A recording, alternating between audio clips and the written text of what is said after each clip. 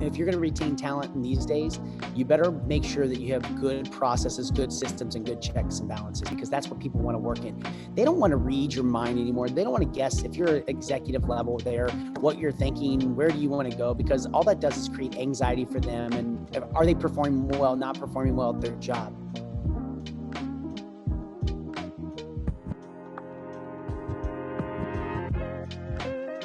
Welcome, folks. My name is Anthony Taylor. I'm the managing partner at SME Strategy. This is the Strategy and Leadership Podcast. I'm excited to have you here. And today, my guest is Chris Cicchinelli, who is the CEO and president of Pure Romance. Chris, how are you doing today? Anthony, I'm doing fantastic. Thanks so much for having me. I'm excited to talk. Why don't you tell our listeners a little bit about your background, how long you've been involved in Pure Romance, and some of the sort of success journey that you've gone through? Well, I will tell you, I've been doing this now 21 years. I can't believe I can say it that long, but Pure Romance, we have 41,000 global ambassadors that sell wellness, they sell beauty, they sell lingerie, intimacy items. I came here in 2000 to come to the company to say, how can we go out there and scale it? The company that when I got here was doing about $1 million a year, through putting good marketing plans, branding, management, communication strategies together. We've been able to take that business over the 21 years and take it to about 350 million. We have offices in Sydney, Australia, San Juan, Puerto Rico. Our main distribution facility is in Cincinnati, Ohio, and we're in Canada. So we're right outside of Windsor in Canada. That's excellent. And so what are some of those key lessons, key learnings that you had in your journey? And obviously, over 21 years, there's a lot of things, but what are some of the sort of nuggets of wisdom you wish to bestow on our listeners today? Well, I will tell you the biggest thing that I've learned over that time frame is it's committing to a process and detaching from the outcome. I see too many business owners today in any levels of organization, if it's moving from a director level to vice president, or vice president to a president of a division, or you starting your own business. I think so many people come into this and they have these expectations of like, hey, I'm gonna make this happen very quickly. I'm gonna make things happen very fast. And what I see so many people, they think about what it is, they say what they want to go after, but the problem is I see most of them don't doing that. They don't commit to the process, right? And the process is where the outcome is going to get to. So many people say, I want to grow my business. If I sat back and said, I want to grow my business to $300 million day one when I came in there, that's the outcome.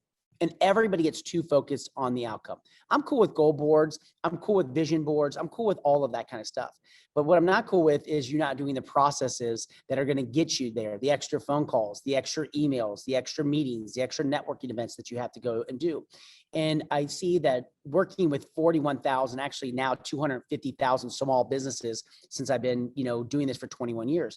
The difference between the successful ones and the not so successful ones, the ones that move up in leadership versus the ones that don't move up in leadership, is most of the ones that don't, they get too caught up in the outcome and they don't do enough of the processes. The one that go out there and they're successful understand that I'm going to set the goals, that every day that I'm going to do the processes, even when I know that I might not have some good wins under my belt, maybe I'm not, moving in the same direction, but I'm going to put myself in that routine, that process to get the outcome. I sit down with my management team every year. We sit down and we talk about, we're going to go after $350 million this year in sales. This is how many people we want to bring in the business. This is what the products we need to sell. I go through that strategy with them. And that's the last time we talk about the outcome. Now we go, how do we provide the most unbelievable customer service, the most awesome products, the best experiences? Because if we do all of that right, we'll hit our outcome goals, which is 350 million. That's where maybe the difference of my philosophy versus other people that are out there that are running businesses. But from going from 1 million to 350, everybody asks me how.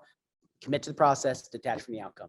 So looking back on that journey, what were some of the key sort of stages? Like, obviously you didn't go from 1 to 350 overnight. What were some of those key inflection points? And I can only assert they were met with like equally big challenges, maybe going from 1 to 10 or 10 to 100, and then just like maybe a chasm along the way. Do you have 1 or 2 stories you might want to share with our listeners? Yeah. I think everybody asks when the hardest time was, right? Is it from going from 200 to 300? Is it going from whatever? And I tell people the first million of anybody's business is the toughest. It's the toughest to get to the first million. And once you get to that, then it's like feeding a beast, and everybody's business is different, right? So, but if you're growing and you're doing the proper things in your growth in your business, what you're going to find is you're going to find that it is the biggest challenge that I had is when we went from 1 million to 4, not when we went from 4 to 8. When we went from 1 million to 4, it was insane.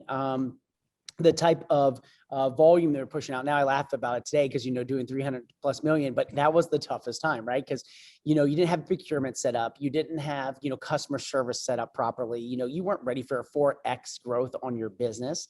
And that's what taught me about the processes the most. And that's why I really commit to that when I'm talking to new business owners, is put the routines in place in the beginning. That's where, we saw our business really kind of take off.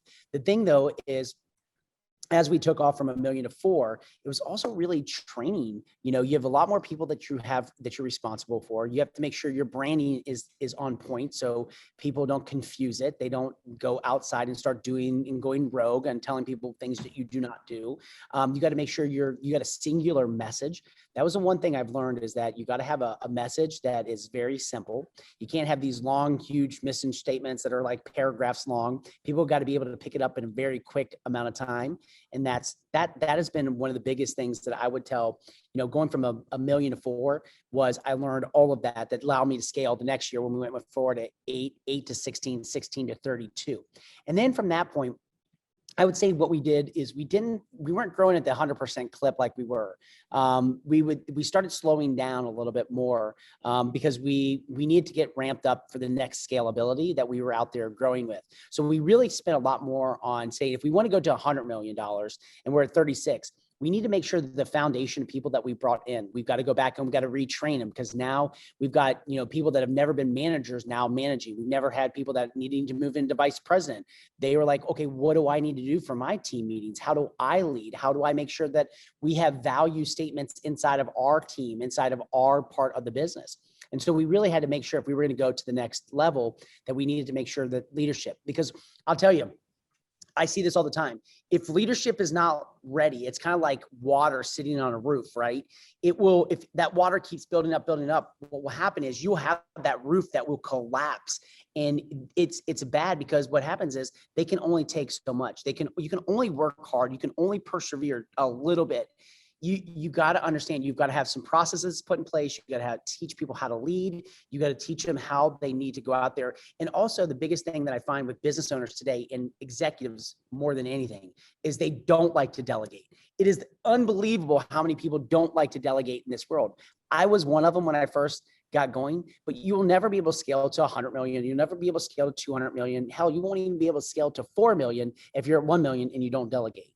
Yeah. Well, one of the things that I heard as an undertone to all of that is the importance of communication. And I think that from our brief conversation here, it's something that you embody at that point, within it, and training, branding, routines, which is another critical part that you were talking about, the process, but on an individual level, the routines, the process on the system and structure, and then elevating your leadership. So if we look at that 1 to 4, 4 to 8, just in that little segment, what kind of CEO were you? Were you a visionary CEO who was really good at that communication? Were you an operational CEO at that time who was good at getting shit done? Were you a hybrid? And then because those are that key leadership forming when you're building your capacity. So tell me about that development in your journey.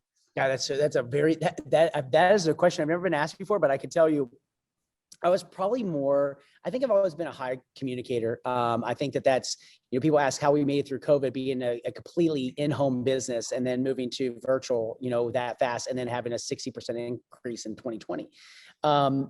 I think the question that I was probably a really good communicator. I knew how to read people. I wouldn't say I was an operator. I had very good people that were operators that allowed me to go do what I did, which was, build the credibility, build the confidence in the folks that were coming on, teaching them how to lead a business, teaching them how to grow something. So I would say communication was my strong suit in keeping people moving forward. Operationally, if I didn't bring some smart people around me, I probably would have given away everything, because I'm kind of a salesperson in general. So I think you have to have the yin and the yang. So I really was the person said, and we couldn't afford a really good operational person at the time. But they came in, they trusted me, they believed in me, and they grew with me. And that was Josh Efron. He was like, look, you go do what you do, and I'll do what I do from an operations standpoint. So I use my communication skills, my leadership skills, and kind of where we were going to go as an organization. And I let somebody else do something that I was not well versed in, which was operational. How do you make sure you're making good profit? A lot of people don't like it because you've got to instill trust in somebody else, and trust is not sometimes easily given to people. So that was what I would say my biggest thing from 1 to 4 is finding right people to do what they do and finding what I do and do it well. I get that. So let's take it even more granular here. You talked about trust and given to people. Now, in your kind of work, it's a high trust context. And now I'm talking about the products, but then also the people who run their businesses through you. Yeah. What does, I'm going to use the terminology, a new person. Now that could be a new grad, that could be a new business owner. You might be 60, but this is your first swim in the pool. Yeah. How does one, or what would you tell somebody who needs to develop trust quickly? And credibility, I think, is critical to everything that you do. How do you develop trust and credibility where in the back of your mind, you might feel like you're faking it and making it up as you go? You know, I'm a big firm believer. Gosh, I'm glad you said that. I don't like the whole fake it till you make it. Like I don't use that terminology. I think it's well overused. I'm a person that believe it till you become it, right? Which is a little bit different. I think if you are in the back of your mind ever thinking you have to fake something to get something, you need to revisit it. You need to revisit your lessons that you're going to go out there, because there is nothing in this world that you won't get caught for lying. I will tell you that right now. You just be straight up with people. People want transparency, right? They want you to be honest with them. They want you to be upfront with them. I think that the thing that I learned early on is that person, when they're first getting in, and how you establish trust is you got to be a good storyteller. You got to tell the stories. You know, you can't lead with, you know, how much money somebody's going to make. You can't lead where somebody's going to get to in life. You can't tell them through your lenses. What you should be doing is, how do you help them understand what other people have maybe got onto the business? And it could be just one, it could be two. It could be people that have different stories that you're able to share with people. I think that how I've been able to establish trust, and how I tell people to establish trust, is be storytelling, be vivid, make sure that they're in the story, make sure they can understand and feel the story. That allows us to gain trust. Also, social proof is so real, right? Be able to show people what is the truth. I think that people get upset because I call Instagram Insta lie and Facebook fake book, right? Too many people are using and thinking that these people are just working from beaches and working, and they're all driving Bentleys and all this other stuff. That is so not true. And so what happens is they get frustrated, and they find when they sign up with something or they go to this business that, man, I was squashed or squandered or whatever into this. I was lied to. You will get caught doing that kind of stuff. You always make sure you're being honest with people. You establish trust. And here's the thing. It might take you several engagements and several conversations. I'm not looking at closing somebody on the first deal. If they good, great. It doesn't always happen that way. What I understand is I want to build a relationship. I want to continue to keep, working with them, showing them what the possibilities are, showing them other stories, until one day the pain of what they're going through is so great that they say, I need to join that company. Or they say, you know what? I need some pleasure in my life. I want something a little bit more fun. I don't want the day-to-day grind. I think I'm going to go over there and do what they're doing because they look like they're having fun with it. People only do things if there's pleasure involved or they're avoiding pain. Yeah, absolutely. And there's a book, and I was trying to find it without looking away from my camera. It's like 21 Laws of Sales or something like that. And it talks about a series of micro commitments. And I think that's one of the things that, as a direct marketer in the past, when you're trying to get them to marry you on the first date, and it's like, whoa, versus just saying, hey, let's try to move this relationship along. And then the leadership component of that is help people get what they want. And whether you're in a small business, whether you're, middle manager, whether you're a CEO, the principles, I believe, stay the same. Small commitments, get people to where they want to go and help them be successful. Do you agree? Oh, 100%. I think too many people come through, with the authority perspective to get people to follow them or to whatever. Nobody cares about you being a vice president. Nobody cares about you being a director. Nobody cares about you being senior leadership. And they don't care. You think they do. We all are in this world that I have a title, so now people have to follow me. No. You have to establish trust with that person. You have to establish a relationship with that person. 5 Levels of Leadership by John Maxwell. perfect example, right? Like you got to win somebody over. They got to want to follow you, right? And I think that that's the one thing. And it's not by having a title, it's by those micro meetings, those micro moments that you have with people, establishing it over a period of time. That's how you do it. And always be upfront with people, be truthful with them, lay it out there. Don't try to be something that you're not. I see too many business owners doing that now, and they're like, I'm gonna fake it till I make it. Like, no, dude, you're much better than that. Don't fake it till you make it. Just believe in yourself. If you believe in yourself, if you believe in what you're offering, you believe in your services, your product, you believe in you, that you're gaining confidence and you're going to do right by this person, you'll become what you want to come. Yeah. So like undertone the authenticity component and the realness component. I want to sort of take in talent, culture, attracting like workforce, and now like looking forwards 2021. Some people are out of work by choice, some people are wanting to get back in the workforce. What do you see as a CEO of a growing company who needs talent? What are some of those critical components that organizations and senior leaders need to put in place so that they can sustain their growth, just keep the doors open and keep bringing great people to the team? It's interesting because I learned a very valuable lesson during COVID, right? I didn't have all the proper processes in place that I will tell you, if you're a CEO listening today, middle management or whatever, or entrepreneur. The one thing is, once we had to start working from home, that was not our strength of an organization, right? We were so in meetings, so whatever. And what I found is, it wasn't that we weren't good at it. We just didn't have the processes put around it. So I ended up hiring a firm, an ad agency, to help me with that, because they already had processes, they had systems, they had the things like that. So yeah, I had to pay more for that. It was a learning lesson on my side. I probably paid 40% more than I would be paying for for employees or talent to be coming in here. Now we've got these systems in place. We've got these processes in place. I think that helps, because people want a defined, what do they need to do? What do they need to execute on? They need to know what's going on. And I would tell you that if you're going to retain talent in these days, you better make sure that you have good processes, good systems, and good checks and balances, because that's what people want to work in. They don't want to read your mind anymore. They don't want to guess, if you're executive level there, what you're thinking, where do you want to go? Because all that does is create anxiety for them. And are they performing well, not performing well at their job? Everybody thinks that they need to add a ping pong table or a pool table to their office. People don't care about that kind of stuff. They don't. They want to know that they're doing a good job, and they want to know that they are hitting their KPIs of the organization. I think the big thing also to regain and get talent in there is to be more transparent. Every week we have a Zoom. It's twice a week that we operate. Every day, Monday and Thursdays at 4:30, that we go through. One of the things I've learned through COVID is that we did not do a great job of internal communication to the 200 people that were supporting the 41,000.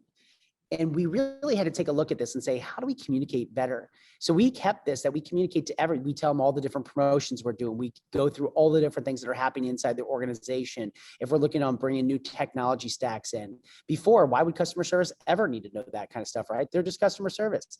No, what happens is they start understanding the direction of the company, where we're going. There's more buy-in, because they get to weigh in on things. They get to see it. They get to be part of that. So I think if you are trying to retain or go after talent, I think also making sure you have a great communication plan. And I've developed that over the years. I'm not going to say, when I first got in this at 25, I was doing that. I was doing it well. I wasn't internally. I would do a better job externally with our sales force. But I've learned over a period of time that is just important. You got to support the people that are supporting the 41,000 need to be supported as well. Yeah. And I've never thought about it this way, but in you explaining it, I looked at your meetings like a conveyor belt that's bringing resources. Is that your people then have resources they can do what they want with it. But if they have it, they can deploy it. If they don't have it, they can't deploy it. And so they're like, I don't have what I need to be successful. And that's really like, information is currency for your team to be able to help you win. And if you're holding it, you're like withholding information, and the only person you're hurting is yourself, but you think you're doing the right thing by protecting your people. Thoughts on that? Oh my God, it's so true. I mean, like, so many people think this is the craziest thing. I think when you give more information, people are so worried about sharing information, giving information. Most people quit their jobs or leave their place of work or occupation because they don't feel like they are, one, getting communicated on what's going on, or two, are they doing a good job? Most people think they leave for money. they don't leave for money. They leave because they're uncertain. People want certainty in that's one of our main things that we need as human beings is we need certainty. Are we doing a good job and where are we going? Because I just want to know that. It's not that they're looking because they want to go make more money. There are those hunters that are in your organization that will leave because they want more money, but predominantly the ones that are there, they just want to make sure that they're certain about, are they doing good and where's the company going? I'm going to shift gears again, as I tend to do here. So we talked about the future of the workforce, and we talked about changing leadership styles. 20 something years ago, 30 years ago, everybody had a plan: work for 40 years, retire, then you're done. What do you see motivating people these days to either start their own businesses or, within their work? What do you see the being the driving factor? And you just touched on it a little bit, but we all got problems. If you're a company out there right now, you got problems, because what people are wanting more than anything, they want flexibility. That's what they want. They are telling you what they want. They don't want to go back to the office. They don't want to go back to that typical, set 5 days a week, 9 hours. They don't, that's not what it is. I mean, the Jack Welch days, could you imagine? Jack Welch, revered as one of the greatest business leaders of all times, right? You can never operate today like that. Top 20% goes, bottom 20% goes, and everybody else stays. That's not going to work. I think when you look at business today, we're going to have an uphill battle because people are going to want flexibility. I think people are going to be more kind of telling what they want from their job. So this is, I would say I'm still trying to figure this out. I don't think I have the answers yet. I don't think any of the different CEOs, I've talked to the, Chipotle CEO, Papa John CEO. I've talked to so many different buddies in our industry, if it's in direct sales, and they are all trying to figure out, what does it look like for personnel moving forward? And this is something I think will be answered, but I think we all agree on one thing. They want flexibility and they want a little bit more freedom to make different choices for them. I think that a lot of people got scared when 24 million people were unemployed because their future was in somebody else's hands. I think more people are saying, I think I want to have a little bit more say in if I'm going to get laid off or not. Yeah, absolutely. And that's why you see all these people, like, they have opportunity for side hustles, businesses. Yep. It's to have that safety, that protection, that independence. And people, if they want to retire early, like, then they have the choice versus like someone else calling the shots for them. And with all the sort of system structures out there for individuals, you can make money doing anything. I could buy something on Amazon and flip it in the same day. Why not do that? Like, yes, it's scary and it's not for everybody, of course, but the option is out there. I think there's so many people that they don't want to work for themselves. They don't want to do that. But I do think that you think about this, that the Uber mentality or kind of the DoorDash mentality, I'll work when I want to work. I do think that that's going to be something that we're going to see more of, where people want to pick up shifts on the fly. I mean, where people want to do things that work into their schedule. I don't think people want to be held to, like, I have to be here Monday through Friday from 9 to 5. I mean, even myself, I'll never probably go back to a 5-day work week. I will me because I'm used to that, but my talent that I bring in 3 days, let them choose the other, that if they do want to come in, always make it flexible, always make it that they can come in and do it. I think we've learned that we just don't need to be in there every day. There's a lot of meetings I went to that I probably didn't need to do. I traveled to a lot of cities that maybe were just, not really good ROI for the company. But I still think we're kind of in this kind of correction. What does it look like? I think we're all trying to figure out. Plus, like, we can shape it, but the technology, the game has changed. Now that Zoom came in and transformed everything overnight, it's not unusual to say, okay, great, I'm going to be in Key Largo and take a meeting, or I'm going to be, in Antarctica and I'm going to do my regular day job. Nobody cares where you are. And if you do care, then you're going to lose out to the ones that don't. I don't, like, I think it was so funny. Like, everybody's, like, what's my PTO? What's my this? I'm at a point where, like, just do your job. I mean, I don't care if they come in. If they don't want to come in, cool. As long as they perform, as long as they do their stuff, and as long as we're moving forward and we're being a productive company and you're adding value to that, you do what you need to do. That's kind of how our mentality is. Yeah. Awesome. I know you are in the middle of call it a retreat, an event. Tell me, can you give me a sneak peek into what you're going to be sharing with people? What are some of the either exciting things or the company, or some of the things that you want to sort of impart on your people over the next couple of days? You said it best. Think about this. We were not a company that was online doing a lot of business, right? We have 41,000 people. Most of them were doing parties or events in homes or face to face. The virtual world never existed. I mean, I can't remember what it was, but I came on like March 23rd last year in 2020. I said, okay, everybody has to get Zoom, download it, whatever. And I had people going, well, can you pick Zoom up at Costco? Is it like an appliance? What is this whole Zoom thing, right? Like nobody really kind of knew about it. It was crazy.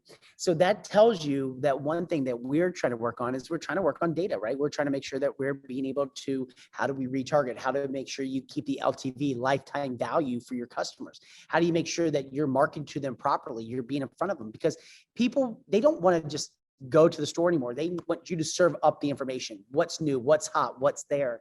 And so us being able to share that this is the direction that we're going to go down to really help with their customers, make sure we're being there for them when they need product from us. So that's the big thing we're sharing. We're bringing on a new POS system, a new digital marketing campaign, and we got some new products, but I can't share them with you right now because they haven't even relaunched. We can talk 8.5 after that and I can share more with you. Perfect. That sounds awesome. And one of the things I learned, like it was like 10 years ago now, the balance between high tech and high touch, and that now technology in all areas, is an enabler. It does not replace, just because I sent an email does not replace the communication. It's going to help you, but it's not going to avoid both getting the positive stuff done, getting that work done. And then some of the more challenging conversations, there's no escaping the muck. You got to go through it. So pick up the phone. Use it. It works. But I still think email is great, but nobody checks it hardly anymore. I think you have to have it. It's a spoke in the wheel. It is what it is, but we have to make sure that you're using your phone. Yeah, I use Vidyard, Vidyard to send video messages to, again, it's just an enabler to make a human context. So Chris, where can people learn more about you? Where can they get in touch? Where can they follow along with what y'all up to? Couple things you can follow. I have a site called Chris Cicchinelli, and that's CHRIS and CHRIS CICCHINELLI. You can follow me at Pure Romance. I am CEO of the company, and I also have a book, Secret Is You. So you could also, any of those locations, just look it up. I know Cicchinelli, you're probably going, how do I spell that? I always tell people we'll put in the show notes. Well, that way they don't have to worry about spelling it. Just check the show notes, folks, and you can get in touch. Awesome, Chris. It's been such a pleasure. Thanks for the time today. It was a blast. And I just appreciate you being here. Thanks so much, man. I appreciate it. Folks, my guest today is Chris Cicchinelli, who is the CEO and president of Pure Romance. Be sure to like and subscribe to follow along. And I know as Chris is going to go on his leadership journey, he's going to subscribe to the podcast and make sure he figures out all of his staff and stuff. But honestly, do check out what they're doing. I think it's such a great business and a great opportunity. And Chris, it's such a pleasure today. So thanks for joining us. Thank you again. Cheers. And my guest has been Chris Cicchinelli. My name is Anthony Taylor. This has been the Strategy and Leadership Podcast. Thanks, everybody. And until next time.